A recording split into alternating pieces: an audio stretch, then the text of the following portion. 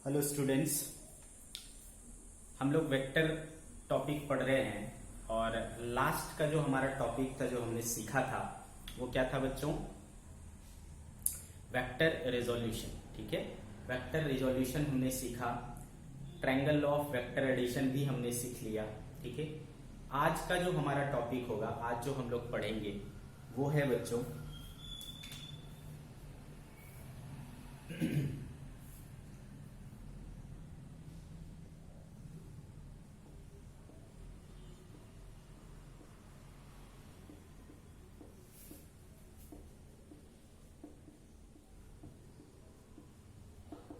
C rectangular form of a vector. आज जो हम लोग पढ़ने वाले हैं वो है rectangular form of a vector. क्या मतलब है इसका? याद करो बच्चों, हमने सीखा था कि एक यूनिट वेक्टर होता है ना, जो क्या बताता है? डायरेक्शन बताता है। और रेक्टेंगुलर जो हमारा कोऑर्डिनेट सिस्टम है ना, इसमें हमने ये एक्स एक्सिस, ये वाई एक्सिस और ये जेड एक्सिस, तो हमने इस एक्सिस को दिखाने के लिए आई कैप, इस एक्सिस के लिए हमने जे कैप और इस एक्सिस के लिए हमने के कैप सेलेक्ट करके रखा है। ठीक है, तो हम क्या कर सकते हैं बच्चों कि किसी भी वेक्टर को इसके टर्म्स में दिखा सकते हैं, आई जे के फॉर्म में दिखा सकते हैं। जब हम किसी वेक्टर को आई जे के फॉर्म में दिखाते हैं तो उसको रेक्टेंगुलर फॉर्म ऑफ वेक्टर कह सकते हैं, क्योंकि हमने उस वेक्टर को उसके रेक्टेंगुलर कंपोनेंट्स में शो किया है। ठीक है, इसलिए हम इसको rectangular form of a vector कह सकते हैं। आ रही बात समझ में? तो हम सबसे सिंपल वे से स्टार्ट करते हैं कि ठीक है, rectangular form of a vector, जैसे कि हमने एक चीज पढ़ा था पोजीशन वेक्टर। ठीक है, तो चलो उससे स्टार्ट करते हैं। पोजीशन वेक्टर, पोजीशन वेक्टर इन प्लेन। चलो पहले लाइन से स्टार्ट करते हैं। Position vector in line.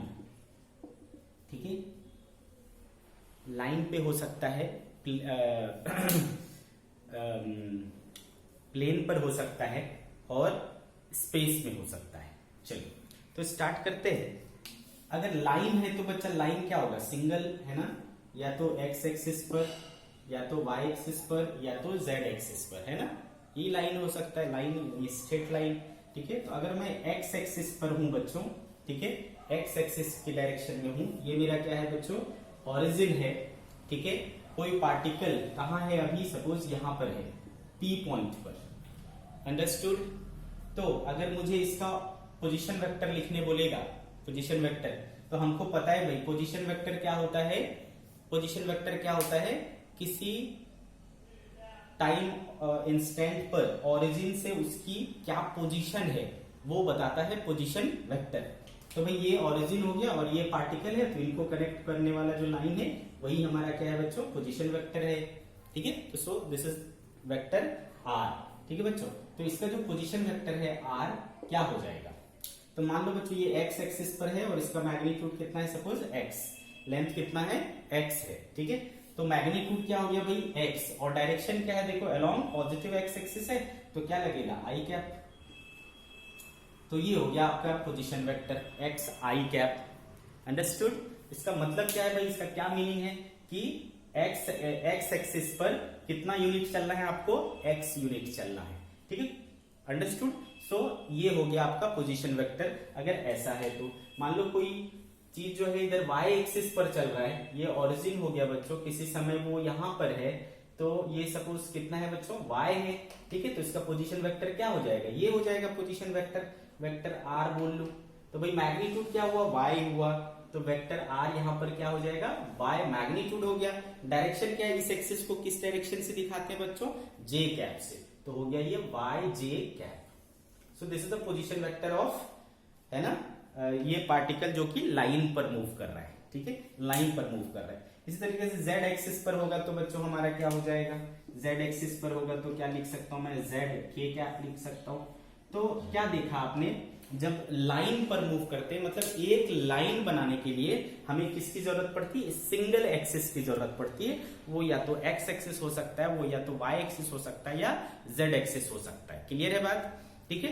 तो लाइन पर चलने के लिए सिंगल एक्सिस की जरूरत पड़ती है। वो या तो आई यूज करेगा, या तो जे कैप यूज करेगा, या तो के कैप यूज करेगा। क्लियर है? आई कैप लगा हुआ है तो आपको समझ जाना है कि हम किधर चल रहे हैं, एक्स एक्सिस पर चल रहे हैं। जे कैप लगा हुआ है तो हमें समझ जाना है कि किधर चल रहे हैं, वाई एक्सिस पर चल रहे हैं। और के कैप लगा हुआ है तो हमको समझ जाना है कि z एक्सिस पर जाना है। माइनस आई कैप लगा हुआ है, दैट मीन्स कि हमको नेगेटिव x एक्सिस पर जाना है। माइनस जे कैप लगा हुआ है, इसका मतलब हमको नेगेटिव y एक्सिस पर जाना है। और अगर हमें माइनस के कैप दिया हुआ है, इसका मतलब मुझे नेगेटिव z एक्सिस पर जाना है। क्लियर है? तो x एक्सिस y एक्सिस क्या होता है ये तो आपको पता ही है। This is x axis, this is y axis and this is z axis. ठीक है। तो अगर मैं ये इधर आई कैप लिखा हुआ है, इसका मतलब इधर जा रहा हूं। माइनस आई कैप तो इसके अपोजिट में, जे कैप तो इधर जा रहा हूं, माइनस जे कैप तो अपोजिट में, के कैप मतलब इधर, तो माइनस के कैप इनवर्ड हो जाएगा बच्चों। तो दिस वे है ना, आपको लाइन का समझ होता है आई कैप, जे कैप, के कैप से। क्लियर है? तो ये हो गया position vector in line. Line में रहेगा तो ऐसा करेंगे। अब अगर प्लेन में हो, ठीक है, एक लाइन पर नहीं बल्कि प्लेन पर हो, तब क्या बोलेंगे? Position vector in a plane.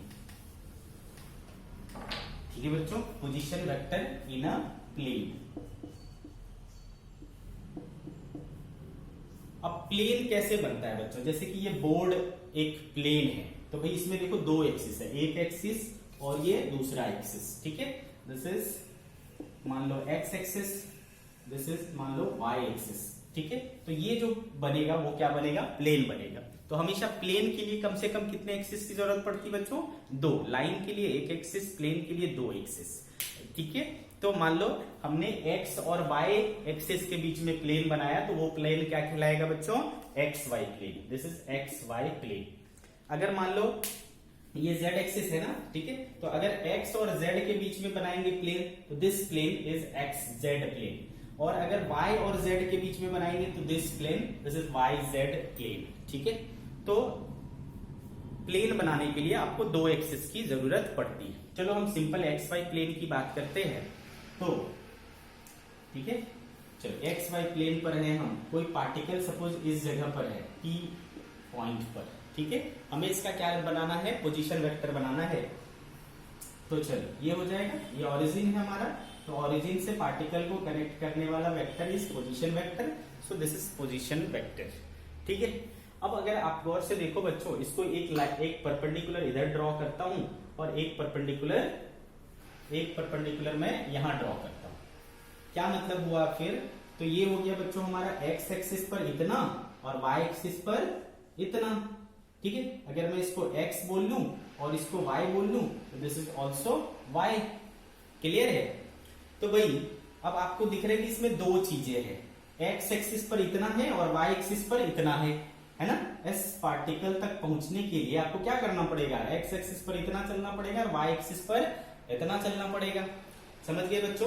तो भाई इसके दो कंपोनेंट हो गए। याद करो, हमने कंपोनेंट तोड़ा था किसी वेक्टर का, याद है?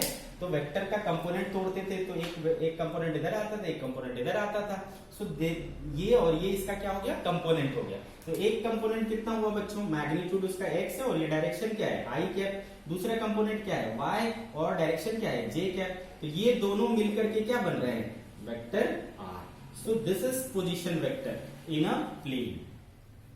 समझ आ रहा है बच्चों आपको? x i cap plus y j cap is the position vector of this particle, है ना, राइट नाउ। ठीक है, इस समय इस पार्टिकल का position vector vector r equals to X I plus Y J cap है। सारी बात समझ में आपको? ठीक है भाई, तो ये हो गया, हमने पोजीशन वेक्टर इसका लिख लिया। ठीक है, तो बच्चों आपको क्या समझ में आया कि पोजीशन वेक्टर लिखने के लिए, है ना, प्लेन में दो एक्सिस की जरूरत पड़ेगी। अब वो दो एक्सिस आई जे ही हो जरूरी नहीं है, आई जे हो सकता है, जे के हो सकता है, आई के हो सकता है। समझा? तो वो डिपेंड करता है कि हमने कौन से दो एक्सिस लिए, कौन सा प्लेन लिया है। एक्स जेड प्लेन लिया है तो क्या यूज होगा? आई और के यूज होगा। एक्स वाई प्लेन है तो क्या यूज होगा? आई और जे यूज होगा। अगर हमने वाई जेड प्लेन लिया है तो क्या यूज होगा? जे और के होगा। सिंपल। ठीक है, तो this is position vector of a particle r equals to X I plus Y J cap. बहुत अच्छी बात है। तो ये हो गई हमारा वेक्टर। अब यहां से हमको समझ में आता है बच्चों कि एक वेक्टर है तो उसके पास दो चीजें होना कंपलसरी है, एक है उसका मैग्नीट्यूड एंड दूसरा है उसका डायरेक्शन। तो भैया हमको सिखाया गया मैग्नीट्यूड क्या होता है, इसकी लंबाई, ठीक है, लंबाई इसकी वही होता है मैग्नीट्यूड। तो यहां से मैग्नीट्यूड यानी याद करो हमने मॉड बोला था, है ना, मॉड ऑफ वेक्टर, मैग्नीट्यूड या मॉड ऑफ वेक्टर, ठीक है बच्चों, मॉड ऑफ वेक्टर लिखना है। तो देखो ये वेक्टर आर उसका मॉड, ये कैसे निकालेंगे, यानी मैग्नीट्यूड यानी लंबाई। तो ये लंबाई निकालनी है बच्चों, हमको ये दिया हुआ है, ये दिया हुआ है, ये निकल जाएगा कि नहीं, सिंपल हम लोग पाइथागोरस यूज करेंगे। तो देखो ये क्या आ गया बच्चों, square root of X square plus Y square, ये दे दिया हमको इस वेक्टर का magnitude. So this is how we can find magnitude of a vector which is expressed in form of IJK, यानी रेक्टेंगुलर फॉर्म में अगर शोन है तो आपको उसका मैग्नीट्यूड इस तरीके से निकालना है। अब आप अगर देखो ध्यान से तो क्लियरली x क्या है बच्चों, i का कोफिशिएंट, और y क्या है, j का कोफिशिएंट। तो आपको i के कोफिशिएंट का स्क्वायर j के कोफिशिएंट का स्क्वायर को स्क्वायर रूट में सॉल्व कर देना है और आपको क्या आ जाएगा, मैग्नीट्यूड आ जाएगा। फॉर एग्जाम्पल अगर मैं बोलूं बच्चों कि मेरा पोजीशन जो है वो है 3i cap plus 4j cap, ठीक है, मेरा पोजीशन क्या है, 3i cap plus 4j cap. So what is the magnitude of this vector? What this position vector? What is the magnitude of my position vector? तो mod vector r is equals to square root i का coefficient क्या है बच्चों, 3 का square 9, j का coefficient क्या है 4 का स्क्वायर 16, तो हो गया बच्चों 25, आंसर आया 5। सो हो गया ये इसका मैग्नीट्यूड, अंडरस्टूड। इस तरीके से आपको मैग्नीट्यूड को बताना है। अब कोई भी वो हो, है ना, कोई भी हो, सपोज मैंने ले लिया बच्चों vector r equals to 2i minus 3j, ठीक है बच्चों, 2i minus 3j। What is the magnitude, this is the magnitude, square root i का कोफिशिएंट 2 का स्क्वायर 4, j का कोफिशिएंट माइनस 3 का स्क्वायर 9, ठीक है, क्या हो गया बच्चों 9 4 13, square root of 13 is the magnitude of this vector. Understood, अच्छे से समझ में आया आपको। तो इस तरीके से आप क्या करते हैं बच्चों, मैग्नीट्यूड फाइंड आउट कर लेते हैं। ठीक है भाई, बहुत अच्छी बात है, हमने मैग्नीट्यूड निकालना सीख लिया। ठीक है, मैग्नीट्यूड सिंपल है, वेक्टर गिवन हो आई जे के फॉर्म में, तो आई का कोफिशिएंट का स्क्वायर, जे के कोफिशिएंट का स्क्वायर, या फिर जो भी है उसके कोफिशिएंट का स्क्वायर करके रूट कर देना है, we will get the magnitude. Understood, ठीक है। अब सवाल उठता है भाई, अभी तो हमने सिर्फ मैग्नीट्यूड निकाला, वेक्टर के पास डायरेक्शन भी होता है, तो व्हाट अबाउट डायरेक्शन। ठीक है, व्हाट अबाउट डायरेक्शन, चलो देखते हैं डायरेक्शन के लिए हम क्या कर सकते हैं भाई। चलो, तो बच्चों यहां से क्लियरली सीन है फिगर से कि ये मेरा वेक्टर है, ये मेरा पोजीशन वेक्टर है, और इसका मुझे डायरेक्शन निकालना है, तो we can find this angle, है ना बच्चों। अगर हमको ये एंगल मिल जाए तो हम कह सकते हैं कि इतना एंगल विद एक्स एक्सिस, है ना, इतना एंगल विद एक्स एक्सिस। तो देखो हमारे पास फाई निकालने के लिए है क्या पर्याप्त चीजें, ऑब्वियसली है। तो भाई tan phi is equals to perpendicular upon base, perpendicular is y upon x, therefore phi is equals to tan inverse y upon x। ठीक है, तो हमें जब ये y और x पता होगा तो हमें वो फाई पता चल जाएगा, यानी डायरेक्शन पता चल जाएगा। अब यहां पर क्या समझ में आ रहा है, यहां पर ये समझ में आ रहा है कि जब हमें एंगल निकालना हो, डायरेक्शन निकालना हो, तो क्या करने का, j का कोफिशिएंट अपॉन i का कोफिशिएंट। देखो y क्या है, j का कोफिशिएंट, i x क्या है, i का कोफिशिएंट, तो y अपॉन x। तो इस तरीके से हमें क्या मिल जाएगा, डायरेक्शन मिल जाएगा। एग्जाम्पल ले ले, तो ये दो चीजें आपको याद रखना है। मैग्नीट्यूड कैसे निकालेंगे, square root of their coefficients, है ना, ठीक है, स्क्वायर रूट ऑफ, है ना, और उनका स्क्वायर रखना है। ठीक है, एंगल के लिए y upon x। For example जो हमने लिया था R vector is equal to 3i plus 4j, तो बच्चों क्या हो जाएगा, मॉड निकल गया। मॉड निकालने के लिए स्क्वायर रूट इसका स्क्वायर 9, स्क्वायर रूट इसका स्क्वायर 16, 25, 5, ठीक है। Magnitude direction phi equals to tan inverse y upon x, y coefficient 4 है ना, i का कोफिशिएंट 3, तो tan इनवर्स क्या हो गया बच्चों 4/3। याद करो 4/3 क्या होता है, 4/3 होता है 53 डिग्री। तो दिस इज डायरेक्शन 53 डिग्री। ये किसके साथ आएगा बच्चों, हमेशा x एक्सिस के साथ, है ना। y अपॉन x किया है तो किसके साथ आएगा, x एक्सिस के साथ आएगा। तो इस तरीके से हमें डायरेक्शन भी मिल जाता है, मैग्नीट्यूड भी मिल जाता है। क्लियर है बात आपको, आई होप कि आपको अच्छे से समझ में आया होगा। अब क्या ये सिर्फ पोजीशन वेक्टर के साथ होगा, क्या ऐसा सिर्फ पोजीशन वेक्टर के साथ होगा, तो बच्चों नहीं, ये हर वेक्टर के साथ होगा, ठीक है। कोई भी वेक्टर हो आप उसको जैसा कि है ना कंपोनेंट्स में तोड़ सकते हो, 2 कंपोनेंट में, 3 कंपोनेंट में तोड़ सकते हो, ठीक है।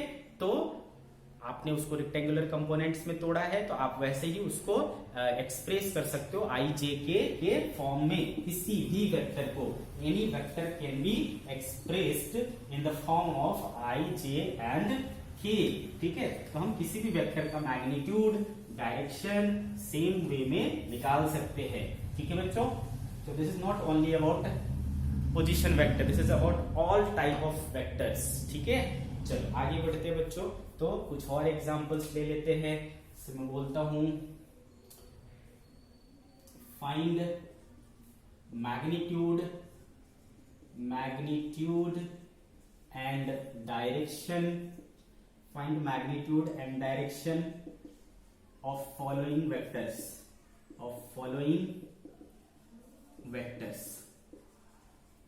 ठीक है बच्चों। चल पहला ले लिया भाई, vector a equals to 4i cap plus 3j cap. Second vector b is equals to 6i plus 8j cap, ठीक है। Third c equals to i cap plus j cap, ठीक है, i cap plus j cap. Fourth ले लिया मैंने vector d is equals to root 3i cap plus j cap, ठीक है। इस तरीके से एक और ले देता हूं मैं, vector e equals to i cap plus root 3j cap, ठीक है, लाइक दिस, ठीक है। तो चलो इसके मैग्नीट्यूड और डायरेक्शन आपको निकालने हैं, क्लियर है बच्चों। तो चलो पहला पकड़ते, पहला vector a is equals to 4i cap plus 3j cap. Magnitude निकालते हैं बच्चों, यानी मॉड ऑफ ए निकालते हैं, क्या हो गया 16 एंड 9, कितना हो गया बच्चों 25 यानी 5। डायरेक्शन निकालते हैं बच्चों, 5 इक्वल्स टू tan इनवर्स, क्या है बच्चों j का कोफिशिएंट 3, i का कोफिशिएंट 4, सो 3/4 कितना बच्चों 37 डिग्री, ठीक है। First question solved. Second question vector b is equals to 6i cap plus 8j cap, है ना बच्चों। वेक्टर का मॉड यानी मैग्नीट्यूड कितना, 6 का 36, 8 का 64, 110, ठीक है। इसका 10 आ गया बच्चों मैग्नीट्यूड।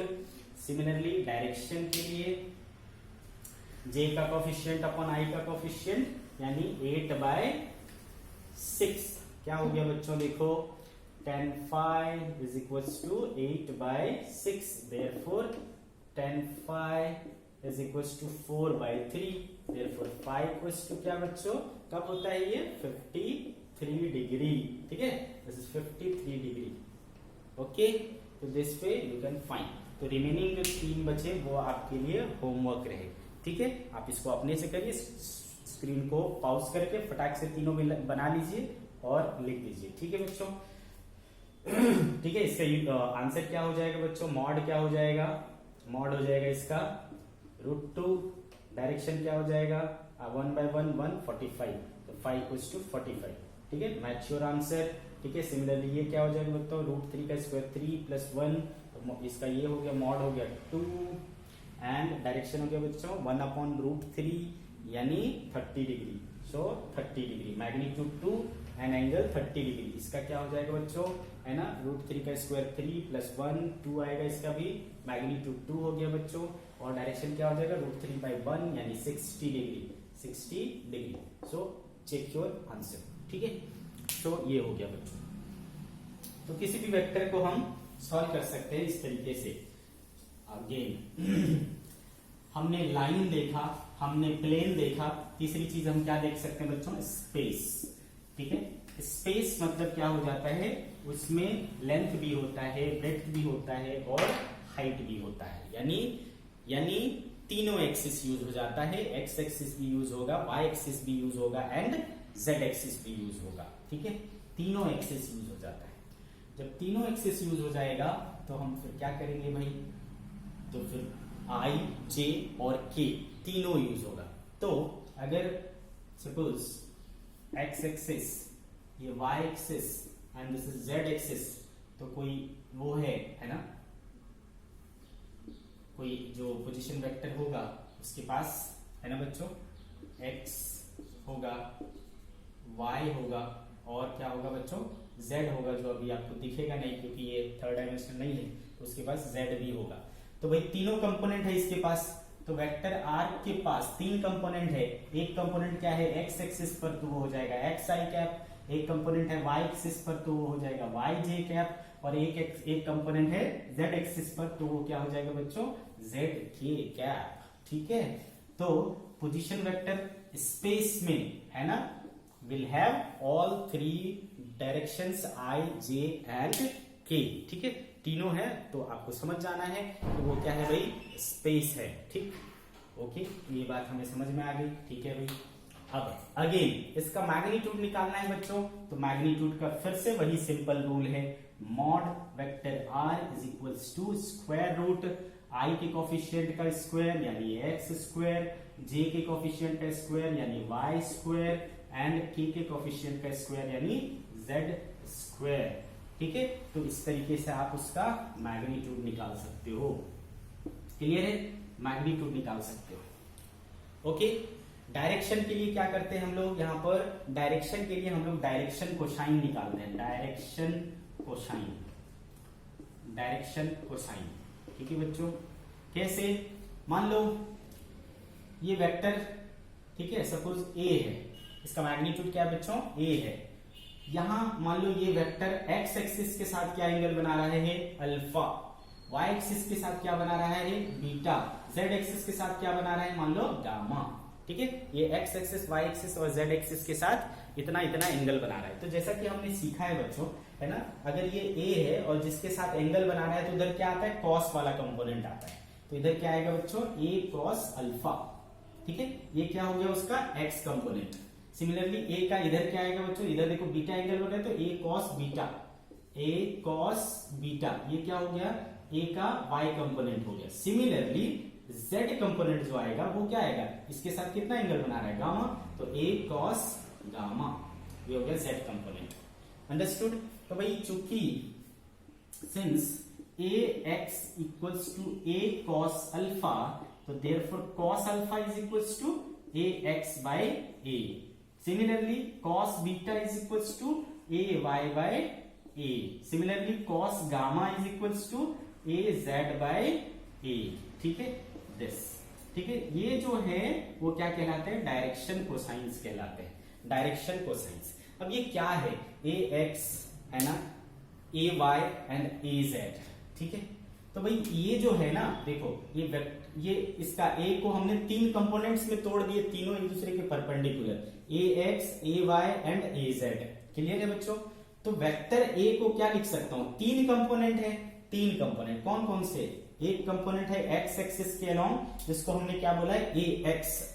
तो भाई ये कंपोनेंट मैग्नीट्यूड है, ये ax मैग्नीट्यूड है, कौन से एक्सिस पर है, i एक्सिस पर, तो ये i कैप लगा लेगा अपने साथ। प्लस इधर क्या है बच्चों, ay है ना, उधर का डायरेक्शन क्या है, j कैप, और इधर क्या है az, तो इधर का क्या हो गया, k कैप। आ रही बात समझ में, ध्यान से आप देखिए बच्चों। तो मैं इस वेक्टर को इस तरीके से एक्सप्रेस कर सकता हूं, ठीक है, इस वेक्टर को मैं इस तरीके से एक्सप्रेस कर सकता हूं। या फिर यहां पर जो इस तरीके से लिखा है इसका मतलब क्या है, ये इस वेक्टर का x कंपोनेंट है, ये इस वेक्टर का y कंपोनेंट है और ये इस वेक्टर का z कंपोनेंट है। समझ गए क्या, इस तरीके से, है ना। अगर मान लो मैं बोलता हूं कि vector r equals to i plus 2j plus 3k, इसका मतलब है कि इसका कंपोनेंट i एक्सिस पर यानी x एक्सिस पर कितना है 1, y एक्सिस पर कितना है 2, z एक्सिस पर कितना है 3।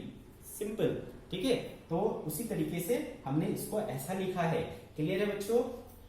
तो magnitude is simple, square root i का कोफिशिएंट, j का कोफिशिएंट और k का कोफिशिएंट। तो ax का स्क्वायर, ay का स्क्वायर प्लस az का स्क्वायर, ये हो गया बच्चों आपका a। क्लियर है बात, क्लियर है। तो मॉड ऑफ a हो गया बच्चों, अच्छे से समझ में आ रहा है आपको। अब दूसरी चीज है हमको ये कैसे निकालना है ना, cos alpha cos beta cos gamma. तो भाई हो गया है ना, तो इसका कॉस अल्फा क्या हो जाएगा, x component upon vector A का, ये ओनली ए लिखा है मतलब मॉड है ना बच्चों, मॉड ए, मॉड यानी मैग्नीट्यूड, विदाउट एरो लिखा है मतलब मैग्नीट्यूड है। तो ए कितना है देखो, स्क्वायर रूट ए एक्स का स्क्वायर प्लस ए वाई का स्क्वायर प्लस ए जेड का स्क्वायर। सिमिलरली ये क्या हो जाएगा बच्चों, ए वाई अपॉन वही square root A X square plus A Y square plus A Z square. Similarly A Z upon square root A X square plus A Y square plus A Z square. Like this you have to write. ठीक है बच्चों, तो इसे कहते हैं direction cosines. ठीक है, direction cosine. Okay, I hope अच्छे से समझ में आ रहा होगा आपको।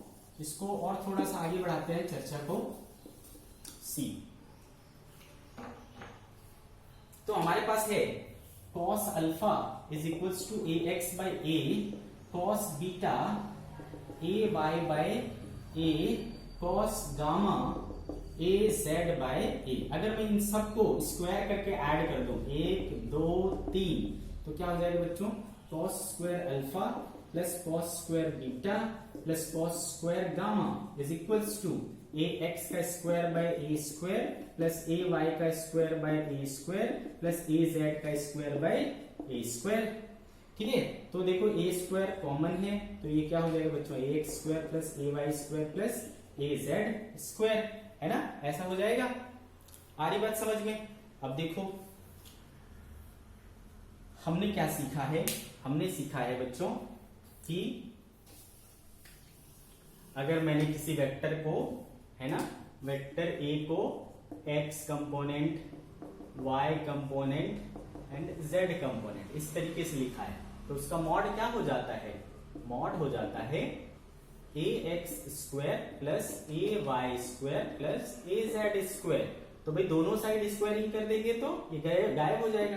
ये हो गया A square A X square A Y square and A Z square. तो भाई देखो यहां से क्या समझ में आ रहा है, this is what, A square, this is also a square cancel, तो 1। तो सारे डायरेक्शन को साइंस का स्क्वायर करके ऐड कर देंगे तो क्या आएगा बच्चों, हमेशा 1 आएगा। तो इस रिजल्ट को आप याद रखें। ठीक है, direction cosines cos square alpha plus cos square beta plus cos square gamma is equal to क्या आएगा बच्चों, 1। क्लियर है, आई बात समझ में आपको। ठीक है भाई, तो ये है पोजीशन वेक्टर इन स्पेस सी। इसको थोड़ा सा एग्जांपल के थ्रू देखने की कोशिश करते हैं।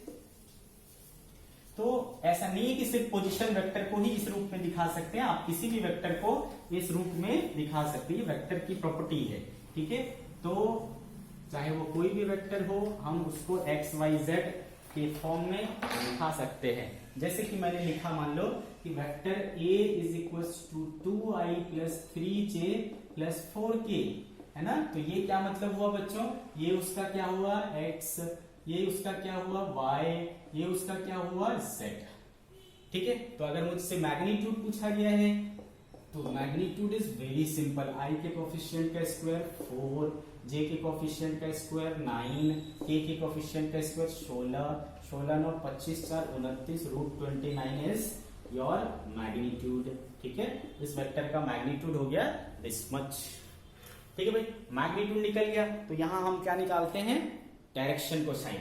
अगर डायरेक्शन को साइन पूछा गया, मान लो cos अल्फा निकालना है, मतलब x एक्सिस के साथ एंगल, तो हमने क्या पढ़ा बच्चों, है ना, x component what is 2 and upon a, ठीक है, ये इतना फॉर्मूला ax अपॉन a, तो ax क्या है, a है 2 अपॉन a क्या है √29, this is cos alpha, therefore alpha is equal to क्या, cos inverse 2 by √29 is alpha.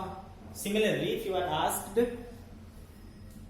beta, cos beta, so cos beta is what, ay by ay is what 3, तो 3 by और a कितना आया √29, so this is √3 by √29, therefore beta is equal to cos inverse 3 by √29, understood? ठीक है, ये हो गया भाई बीटा। सिमिलरली कॉस गामा, है ना, सोच सकते हो आप कॉस गामा क्या हो जाएगा बच्चों, az by a, az is 4 and a is √29, therefore gamma is equals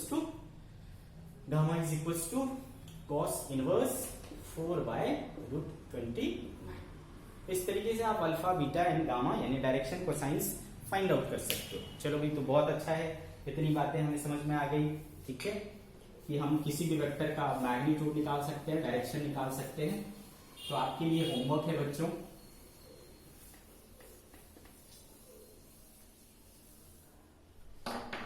ठीक है बच्चों, चलो करके देखते हैं। Find magnitude of following vectors, ठीक है बच्चों। मान लो पहला हमने ले लिया vector a is equal to 2i minus 4j plus 6k, एक वेक्टर ले लिया बच्चों vector b equal to -i minus 3j plus 4k, मान लो मैंने तीसरा वेक्टर ले लिया vector c is equal to i plus 2j plus 5k, fourth d vector 2i 2j minus 2k, fifth vector e is equal to -3i plus 4j plus 10k, ठीक है। इस तरीके से अब इसका मैग्नीट्यूड निकालना है, तो बड़ा ही सिंपल है बच्चों, बड़ा ही सिंपल है। इसका मैग्नीट्यूड यानी a यानी, है ना, i का कोफिशिएंट 2 का स्क्वायर 4, j का कोफिशिएंट -4 का स्क्वायर 16, k का कोफिशिएंट 6 का स्क्वायर 36, 4 40 and 16 56, आंसर इज √56, ठीक है बच्चों। इसी तरीके से आपको ये बाकी बचे करने हैं, ये हो जाएगा, आपको पता चल जाएगा कि मैग्नीट्यूड कैसे निकाला जाता है, ठीक है बच्चों। तो आज के लेक्चर में हम लोग इतना ही सीखेंगे, कल के लेक्चर में हम लोग कुछ और नई चीजें सीखेंगे, ठीक है। तो तब तक के लिए बाय बाय।